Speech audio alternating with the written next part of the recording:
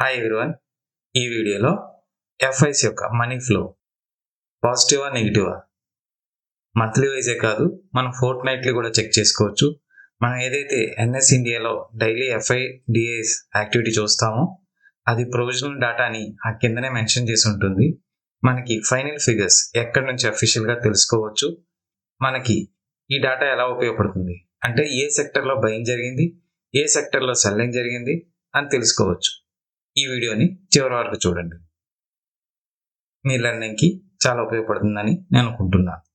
ఎఫ్ఐస్ అంటే ఎవరు? విదేశీ పెద్ద పెద్ద ఆర్థిక సంస్థలండి. వీళ్ళు మన భారతదేశంలో ఈక్విటీలోను, డెట్ ఫండ్స్లోను అండ్ డెరివేటివ్ మార్కెట్స్లోను, మ్యూచువల్ ఫండ్స్లోను బయింగ్ సెల్లింగ్ చేస్తారు. వీళ్ళు విదేశీ కరెన్సీని తీసుకొచ్చి వాళ్ళు ఇన్వెస్ట్ చేయడం లేదా ట్రేడింగ్ చేయడం జరుగుతుంది. వీళ్ళు ఈ యాక్టివిటీ కంటిన్యూ చేయడం వల్ల మన మార్కెట్ పైన చాలా ప్రభావం చూపిస్తాయి. Types of FIs: foreign portfolio investors, foreign banks, investment banks, Citi bank, HSBC bank, JP Morgan ఇలాంటి ఎగ్జాంపుల్స్ అండి. Sovereign wealth funds, foreign countries యొక్క పెన్షన్ ఫండ్స్ అండి. Hedge funds and private equity funds. ఈ వీడియోని కేవలం ఎడ్యుకేషనల్ మరియు information కొరకు చేయబడినది. నేను సెబీ రిజిస్టర్డ్ సలహాదారుని కాదు. ఈ వీడియో ఎటువంటి రికమెండేషన్ గాను, సజెషన్ గాను, టిప్స్ గాను పరిగణించరాదు. ఎఫ్ఐఎస్ అయితే ముందుగా ఇండియాలో ఇన్వెస్ట్ చేయాలన్నా, ట్రేడింగ్ చేయాలన్నా సెబీ దగ్గర రిజిస్ట్రేషన్ చేయాలి. వాళ్ళకి కస్టోడియన్గా ఎన్ఎస్డిఎల్, సిడిఎస్ఎల్ ఉంటారండి. ఇవి మన డీమెట్ అకౌంట్ ఏవైతే ఉన్నాయో అవే కస్టోడియన్స్ అండి. ఏవైతే రూల్స్ ఉన్నాయో మార్కెట్లో ఆ రూల్స్ అనేవి ఫాలో అవ్వాలి. వాళ్ళకి ఎగ్జాంపుల్ కోసం ఇన్వెస్ట్మెంట్ లిమిట్స్ అని ఉండొచ్చు అండ్ రిపోర్టింగ్ అని ఉండొచ్చు. సంబంధించిన రూల్స్ అనేవి తప్పనిసరిగా ఫాలో అవుతూ ఉండాలి. మన ఇండియన్ మార్కెట్స్కి వాళ్ళు ఉండడం లాభం ఏంటి అని మీకు సందేహం రావచ్చు. వాళ్ళ దగ్గర లిక్విడిటీ బాగా ఉంటుంది కాబట్టి మార్కెట్లో వాళ్ళు ట్రేడ్ చేసిన, బయింగ్ చేసిన, సెల్లింగ్ చేసిన లిక్విడిటీ బాగానే ఉంటుంది. వాళ్ళ యాక్టివిటీ వల్ల మార్కెట్లో డైరెక్షన్ కూడా ఇన్ఫ్లుయెన్స్ అవుతుంది. వాళ్ళు బయింగ్ చేసిన, సెల్లింగ్ చేసిన ఏవైతే బ్రాడ్ మార్కెట్ కీ ఇండిసెస్లో ఉందో వాటికి ట్రెండ్ కూడా కన్సల్టేషన్ అవ్వాలా, అప్ ట్రెండ్లో వెళ్తుందా అలా ఇన్ఫ్లుయెన్స్ చేసే శక్తి కూడా ఉంటుంది. సెక్టర్ రొటేషన్ కూడా జరుగుతూ ఉంటుంది. ఎప్పుడైతే ఎఫ్ఐస్ బై చేస్తారో మార్కెట్ సెంటిమెంట్ బుల్లిష్గా మారుతుంది. ఆ బయింగ్ సెంటిమెంట్ కూడా కొంచెం టైం పీరియడ్ ఎక్కువగా ఉండాలి. ఏదో 1 or 2 days అని కాకుండా 10 days అని లేకపోతే 2 weeks అని ఇలా ఉంటే మనకి సెంటిమెంట్ పాజిటివ్ కింద కన్సిడర్ చేయొచ్చు. ఎఫ్ఐస్ కనుక సెల్ చేసినట్లయితే మార్కెట్స్ కొంచెం వీక్నెస్ అయితే షో చేస్తుంది. ఎంత వీక్నెస్ షో చేస్తుంది అనేది వీళ్ళ సెల్లింగ్ మీద డిపెండ్ అయి ఉంటుంది. మనం క్రోమ్లో www.nsindia.com అనే వెబ్సైట్ ఎంటర్ చేసిన తర్వాత హోమ్ పేజ్లో సెర్చ్ బాక్స్ వస్తుంది. ఎఫ్ఐస్ డిఐస్ అనే యాక్టివిటీ ఇక్కడ ఎంటర్ చేస్తే అక్కడ లింక్ ఓపెన్ చేస్తే ఈ పేజ్ ఓపెన్ అవుతుంది.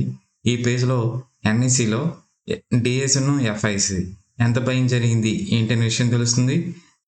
3 ఎక్స్చేంజెస్లో కూడాను డిఐస్ను ఎఫ్ఐస్ది డే వైజ్ ఎంత బయింగ్ జరిగింది, నెట్ సెల్లింగ్ ఏంటి అనే విషయాలు తెలుస్తాయి.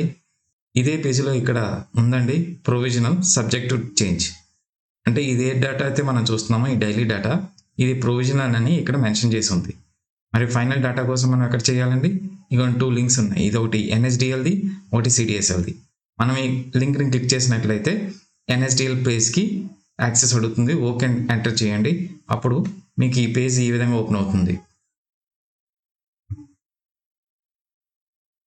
ఇదిగోండి ఈ పేజ్ ఈ విధంగా ఓపెన్ అవుతుంది. ఇది 8th December అని చూపిస్తుంది.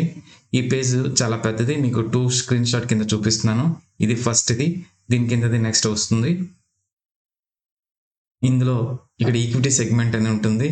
Gross purchases, gross sales in rupee టర్మ్స్లో ఉంటుంది. నెట్ ఇన్వెస్ట్మెంట్ ఇన్ రూపీలో ఉంటుంది. ఇది డాలర్ టర్మ్స్లో ఉంటుంది. 8th Decemberకి చూడండి, gross purchases and gross sales, net investment ఏమో only negative money flow 16.48 crores. ఇంకా ఇదే విధంగా ఎక్స్చేంజ్లో ఏదైనా బాండ్స్లోని ఇన్వెస్ట్మెంట్ బయింగ్ జరిగినా, సెల్లింగ్ జరిగినా ఆ డేటా కూడా మీకు ఇక్కడే కనిపిస్తుంది. ఇప్పుడు ఇదే షీట్ని పార్ట్ 2లో చూద్దాం. ఇకండి 8th Decemberకి అక్కడ మీరు ఏవైతే చూసారో ఇక్కడ వరకు చూసారో దాన్ని ఇక్కడ నుంచి కంటిన్యూషను.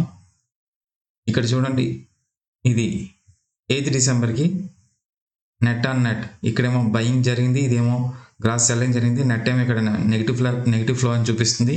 కానీ ఈక్విటీ సెగ్మెంట్లో ఏమొచ్చి సెల్ ఆఫ్ చూసారు కదా, negative money flow only 16.48 crores. ఇక్కడ ఎక్కువ మాత్రం నెగిటివ్ మనీ ఫ్లో ఎక్కువ కనిపిస్తుంది. రీజన్ ఏంటి, ఇక్కడ బాండ్స్లో ఇక్కడ సెల్లింగ్ జరిగింది. ఇదిగోండి, ఇది బయింగ్, ఇది సెల్లింగ్, నెట్ ఇక్కడ సెల్లింగ్ జరిగింది. ఇప్పుడు దీని గురించి మనం మాట్లాడుకున్నాం. ఇప్పుడు ఇక్కడ మీరు ఫోకస్ చేయండి, FPI ఇన్వెస్ట్మెంట్స్ అని. దీని మీద క్లిక్ చేసినట్లయితే అక్కడ FPI ఇన్వెస్ట్మెంట్ క్లిక్ చేసినట్లయితే నెక్స్ట్ వచ్చే పేజ్ మీకు ఇలా ఉంటుంది. ఇప్పుడు మనం వీడియోలో ఈ 2 కేటగిరీస్ గురించి మాట్లాడుతున్నామండి. ఒకటి FPI investment details calendar year అని, fortnightly sector wise FPI investment data అని. ఫస్ట్ క్యాలెండర్ వైజ్ డేటా ఏ విధంగా ఉంటుందో చూద్దామండి. ఇది క్లిక్ చేసినట్లయితే నెక్స్ట్ పేజ్ ఇలా వస్తుంది. చూడండి, మనం క్యాలెండర్ వైజ్ క్లిక్ చేసాం కదా, FPI investment details calendar wise. ఇక్కడ ఏం కనిపిస్తుంది అంటే ఈక్విటీలో ఎంత సెల్లింగ్ జరిగింది ఈ కేటగిరీ చెప్తుంది. ఇలా debt and hybrid activities and mutual ఫండ్లో బయింగ్ ఏమైనా ఉందా, సెల్లింగ్ ఉందా, టోటల్ మంత్లీ ఏ విధంగా జరిగింది ఎక్స్చేంజ్లో. సో మనం ఈక్విటీలో బయింగ్ జరిగిందా, సెల్లింగ్ జరిగిందా అనేసి ఈ వెబ్సైట్లో ఈ డేటా చూడటం వల్ల మీకు చాలా క్లారిటీ వస్తుందని అనుకుంటున్నాను. నవంబర్లో చూడండి, ఓన్లీ ఈక్విటీ సెగ్మెంట్లో -3765 సెల్లింగ్ జరిగింది. టోటల్ నవంబర్ మంత్లో ఏ విధంగా యాక్టివిటీ జరిగిందో చూడండి మీరు. నెట్ ఆన్ నెట్ మీకు ఇక్కడేమో బయింగ్ కనిపిస్తుంది, కానీ ఈక్విటీ సెగ్మెంట్లో ఓన్లీ -3765 అనే కనిపిస్తుంది. మనం ఏదైతే థర్డ్ పార్టీ వెబ్సైట్లో మంత్లీ డేటా చూస్తున్నామో అది డైలీ మన ప్రొవిజనల్ డేటాని కన్సల్టేట్ చేసి చూపించడం జరుగుతుంది. మీరు ఇలాంటి అఫీషియల్ వెబ్సైట్లో డేటా చూడటం మీ అనాలిసిస్కి చాలా ఉపయోగపడుతుందని నా అభిప్రాయం. Fort nightly sector wise FPI investment data మీద క్లిక్ చేద్దామండి. క్లిక్ చేసిన తర్వాత నెక్స్ట్ మీకు ఈ విధంగా ఓపెన్ అవుతుంది.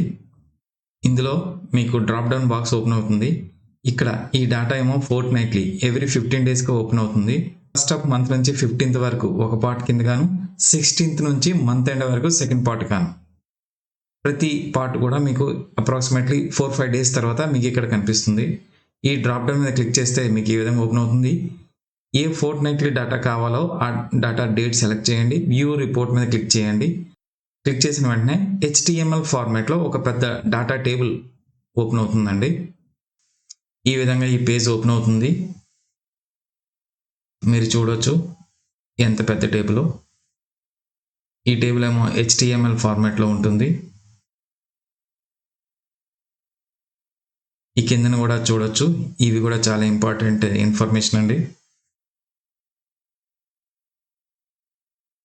AUC assets under custody as an November 15th. ఇది రూపీస్ టర్మ్స్లోనూ, ఇది డాలర్ టర్మ్స్లో ఉంది.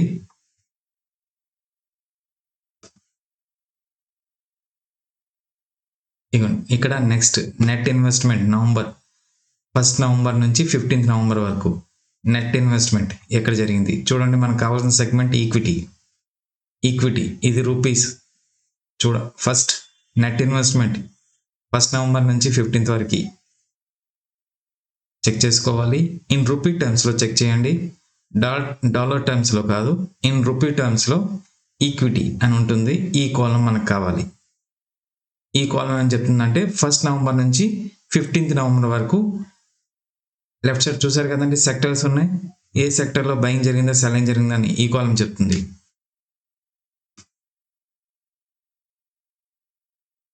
నెక్స్ట్ ఇది చూడండి, ఇక్కడ నెట్ ఇన్వెస్ట్మెంట్ November 16th నుంచి 30 వరకు ఈక్విటీ కాలం ఉంటుంది చూడండి. ఇది సెక్టర్ వైజ్ బయింగ్ సెల్లింగ్ ఎంత జరిగింది, నెట్ టోటల్ ఏంటి ఇలాగా కనిపిస్తుంది. మీరు ఈ ఫస్ట్ కాలంలోనే చూడాలి రూపీ టర్మ్స్లో నుంచి. తర్వాత ఇది ఇక్కడ ఈక్విటీ సెగ్మెంట్ అనేది సెలెక్ట్ చేయాలి మనం, ఎందుకంటే మనం క్యాష్ సెగ్మెంట్ ఈక్విటీలోనే ఏదైతే బయింగ్ సెల్లింగ్ జరుగుతుందో దాని గురించి డేటా చూస్తున్నాం కాబట్టి ఈ కాలమే మనకి సెలెక్ట్ చేయాలి. అండ్ మళ్ళీ నెట్ ఇన్వెస్ట్మెంటే మనం చెక్ చేయాలి ఫస్ట్ పార్ట్కి సెకండ్ పార్ట్కి. అంటే ఫస్ట్ 15 డేస్కి సెకండ్ 15 డేస్కి నెట్ ఇన్వెస్ట్మెంట్ ఫ్లో ఎక్కడ జరిగింది, రూపీ టర్మ్స్లో, ఈక్విటీ, ఇవి చూడాలి. ఇంత పెద్ద డేటా టేబుల్ HTML ఫార్మాట్ నుంచి ఎక్సెల్లోకి నేను కన్వర్ట్ చేశాను. మీరు గనక ఎక్సెల్ ఎలా కన్వర్ట్ చేయాలి అనే సందేహం మీకు ఉన్నట్లయితే కమెంట్ చేయండి కిందని ఎక్సెల్ ఫార్మాట్ అని. ఆ డాటా టేబుల్ ఏదైతే HTML ఫార్మాట్లో ఉందో ఎక్సెల్లో కన్వర్ట్ అయిన తర్వాత చూస్తున్నారు, అది వేరియస్ టేబుల్స్ కింద వచ్చింది. మనకు కావాల్సిన డేటా ఈ టేబుల్ 2లో ఉంది. ఇవ్వండి సెక్టర్స్ అన్ని ఇక్కడ ఉన్నాయి.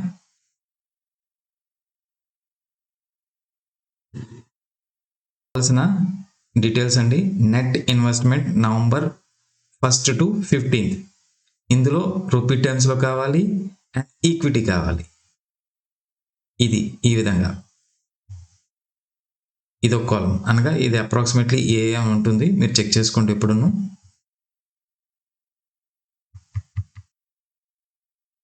నవంబర్ 16th నుంచి 30కి నెట్ ఇన్వెస్ట్మెంట్ రూపీ టర్మ్స్లో, ఈక్విటీ మనకి 2 కాలమ్స్ కావాలండి.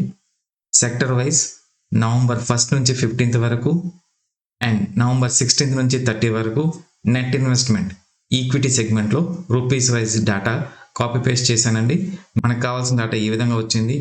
ఈ వీడియోని కేవలం ఎడ్యుకేషనల్ మరియు ఇన్ఫర్మేషన్ కొరకు చేయబడినది. నేను సెబీ రిజిస్టర్డ్ సలహాదారుని కాదు.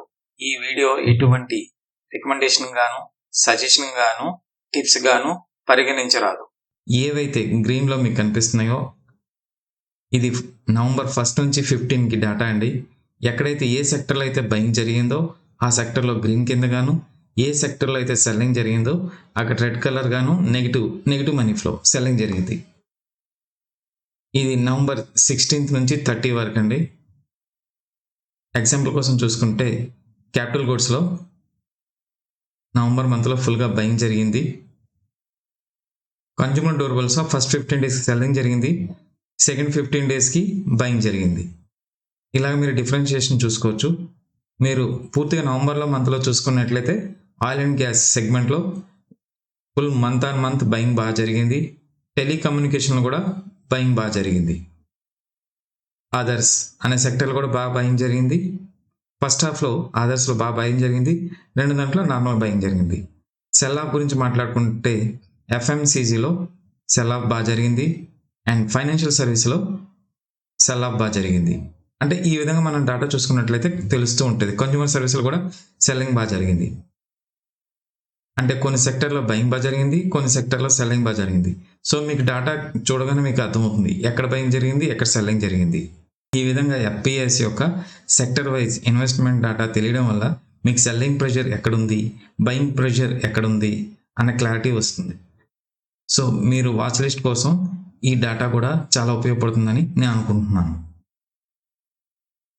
1st నవంబర్ నుంచి 15th నవంబర్ వరకు ఏ సెక్టర్లో పాజిటివ్ ఇన్వెస్ట్మెంట్ జరిగింది, ఏ సెక్టర్లో నెగిటివ్ ఇన్వెస్ట్మెంట్ అనగా సెల్ ఆఫ్ జరిగింది అనేవి మీరు చూడొచ్చు.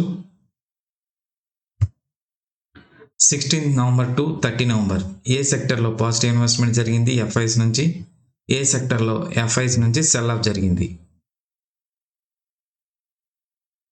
ఈ విధంగా FIs మనీ ఫ్లో మనం చెక్ చేసుకున్నట్లయితే వాళ్ళ యాక్టివిటీ ఎక్కడ ఎక్కువగా ఉంది, ఈక్విటీ సెగ్మెంట్లోనా అండ్ డెట్లోనా అని క్లారిటీ వస్తుంది. మనం రెగ్యులర్గా ఈ విధంగా చేయడం వల్ల సెక్టర్ వైజ్ ఏం జరుగుతుందని క్లారిటీ వస్తుంది. మార్కెట్ సెంటిమెంట్ ఏ విధంగా ఉండబోతుంది అనే విషయం కూడా మీకు అర్థమవుతుంది. ఈ మనీ ఫ్లో చెక్ చేసుకున్న తర్వాత చార్ట్స్లో కూడా మనం అనాలిసిస్ చేసుకుంటే బ్రాడ్ ఇండెక్స్ నుంచి ఎప్పుడు కూడా బ్రాడ్ ఇండెక్స్ నుంచి తర్వాత సెక్టర్కి వచ్చి సెక్టర్ నుంచి స్టాక్కి ఈ విధంగా టాప్ టు బాటమ్కి వచ్చినట్లయితే మీకు అనాలిసిస్కి చాలా క్లారిటీగా ఉంటుంది. మార్కెట్ సెంటిమెంట్ కూడా మీకు అర్థమవుతుంది. ఈ వీడియో నచ్చినట్లయితే లైక్ చేయండి, షేర్ చేయండి, ఛానల్కి సబ్స్క్రైబ్ చేయండి. ఇలాంటి లెర్నింగ్ వీడియోస్ రెగ్యులర్గా ఈ ఛానల్లో మీకు అప్లోడ్ అవుతూ ఉంటాయి.